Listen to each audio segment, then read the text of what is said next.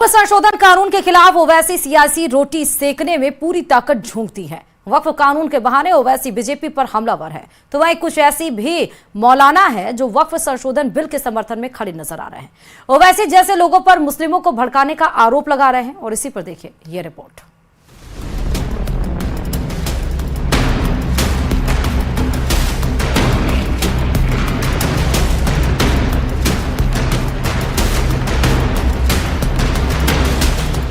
वक्फ संशोधन कानून के खिलाफ सियासी संग्राम के बीच असदुद्दीन ओवैसी ने अपने बयान से आग में घी डालने का काम जारी रखा है।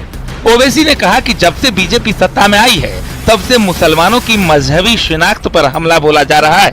मुस्लिम महिलाओं को ताकतवर बनाने के बजाय उनके हिजाब छीने जा रहे हैं। बुलडोजरों से मुसलमानों के घरों को तोड़ा जा रहा है।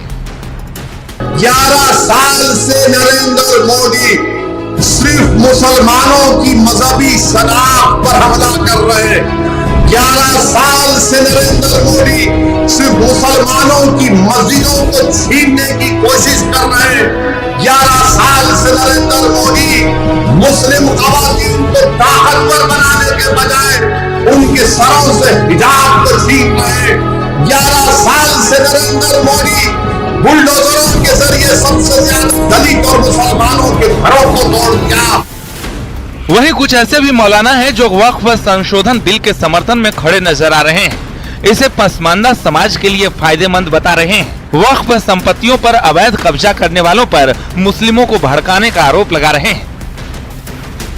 इस वक्त में हम ईमानदारी के साथ इसकी आय बढ़ाएं और इसका जो धन है, जो पैसा है, जो अवैध कब्जा है, जो अपनी जगह पर इसमें तरह तरह तरीके के जो है भ्रष्टाचार जो है वो राइज हैं, उनको हम किस तरीके से खत्म करें, कम करें, और जो चीज इसमें आड़े आ रही है उसके लिए एक संशोधन बिल जो है वो होना चाहिए।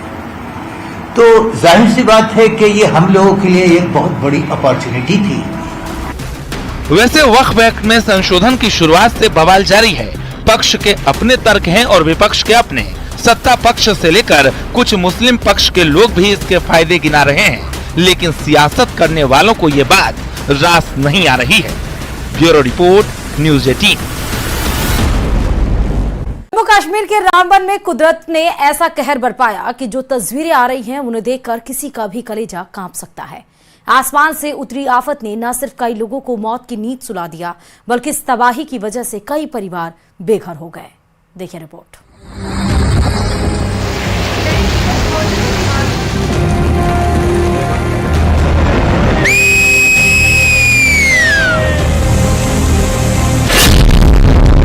कुदरत के रौद्र की भयानक तस्वीरें।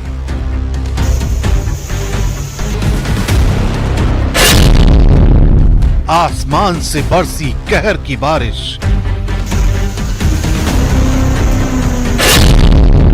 और फिर फट पड़ी जमीन। भयंकर भूस्खलन ने ली लिए सपने और जिंदगी।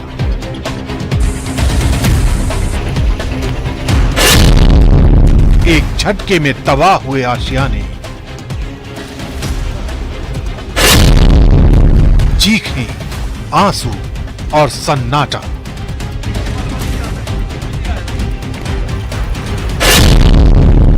रामबन में कुदरत ने छोड़ी एक दर्दनाक कहानी।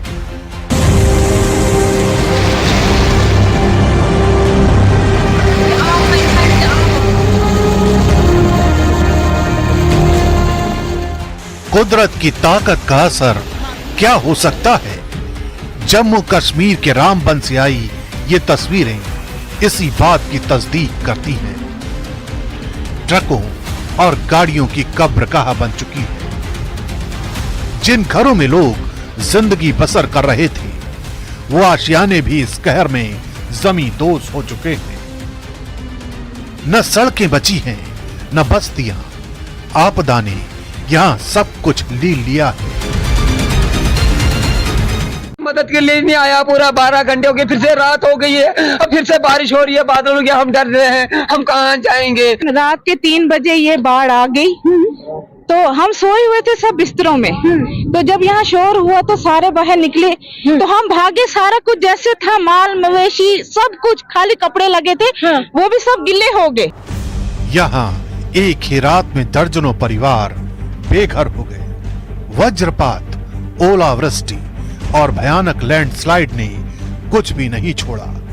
अगर कुछ बचा है तो सिसकियां और मलबे में दबी उम्मीद। तब अंदाजा नहीं लगा सकते कि हम लोग नेशनल हाईवे पे चल रहे हैं, लेकिन कितना बड़ा पहाड़ियों से तूफान और क्या मंजर रहा होगा जो पूरे इलाके से। यहाँ से आप देखिए किस तरीके से यहाँ पर ये रेस्टोरेंट है पूरी तरह से डूब चुका है। आप देखिए प्रशांत, ये तस्वीरों में आप कह रहे थे कि तस्वीरें बयां कर रही है, तस्वीरें खुद बयां कर रही है। आप देखिए ये रेस्टोरेंट पूरे तरीके से मलबे का ढेर बन चुका है। आपको तस्वीरें दिखाने की कोशिश कर रहे हैं। और देखिए ये दूसरी मंजिल दिख रही है, इसकी पहली मंजिल और बेसमेंट तो दिखाई ही नहीं दे रहा। धर्मकुंड गांव में कुदरत ने सबसे ज्यादा कहर बरपाया। 40 घरों ने आपदा का दंश झेला है। 10 आशियाने पूरी तरह तबाह हो चुके हैं। हालात बेहद गंभीर हैं। इसलिए शासन और प्रशासन लगातार हालात का मुआयना कर रहा है। तबाही के मंजर को अब सही करने के लिए पहुंचा है पीला पंजा। ये पीला पंजा अब जैसे जैसे यहाँ पर रास्ते को साफ कर रहा है। बता दें कि हम लोग सड़क पे हैं, मतलब अभी भी यहाँ से 10 फुट नीचे सड़क है, नेशनल हाईवे है और उसके ऊपर मलबे का ढेर है। उसके ऊपर का भी जो मलबे का ढेर है वो ये जेसीबी हटाने का काम कर रही है। और ये अभी का नहीं कर रही है, बल्कि सुबह जितने बजे से ये बारिश यहाँ थमी थी तभी से यहाँ पर 2 से 3 जेसीबी लगी और इस मलबे को हटाने का काम जो है वो यहाँ पर शुरू हुआ। रेस्टोरेंट, दुकानें, घर, झुग्गियां, सड़कें, गलियां, यहाँ कुछ भी बाकी नहीं है। 19 तारीख की रात आसमान से उतरी आफत ने जिंदगी और मौत का फासला मिटा दिया। रात 1 बजे से अनहोनी की आशंका ने आकार लेना शुरू किया जब मूसलाधार बारिश शुरू हुई। बारिश इस कदर हुई कि सिर्फ 1 घंटे के भीतर यानी रात 2 बजे बारिश ने सैलाब का रूप ले लिया। आलम यह हो गया कि सुबह 3:30 बजे तक रामबन का 14 किलोमीटर का इलाका सैलाब और लैंडस्लाइड में समा गया। सुबह की पहली किरण जब रामबन पर पड़ी तब तक सब कुछ बर्बाद हो चुका था। एसएचओ ने कार्रवाई करते हुए भी धर्मकुंड वाले ने 100 लोगों को रेस्क्यू किया और उनको हाई सेकेंडरी स्कूल में रखा। लेकिन उसके बाद में वो अपने रिश्तेदारों के घर चले गए। इसी टाइप से हमने बनिहाल से भी पता किया, वहाँ भी एक फैमिली को रेस्क्यू उन्होंने किया। चंद्रकोट में हालात ठीक थे और बटोत में किसी कदर तक हालात ठीक थे। लेकिन रामबन में जो सबसे बड़ी प्रॉब्लम थी, हमारे एसडीपी और एसएचओ उस ठीक 4 बजे आके मोहल्ले में पहुंचे, आगे पीछे के मोहल्ले में चेक किया और जहां तक भी लोगों की रिक्वायरमेंट थी उसको पूरा किया। इस भयानक तबाही का असर ये हुआ कि 700 से ज्यादा गाड़ियां मलबे में समा गई। सिर्फ स्थानीय लोगों को ही इस आपदा का सामना नहीं करना पड़ा, सैकड़ों सैलानी भी इस अचानक आई आपदा का शिकार हो।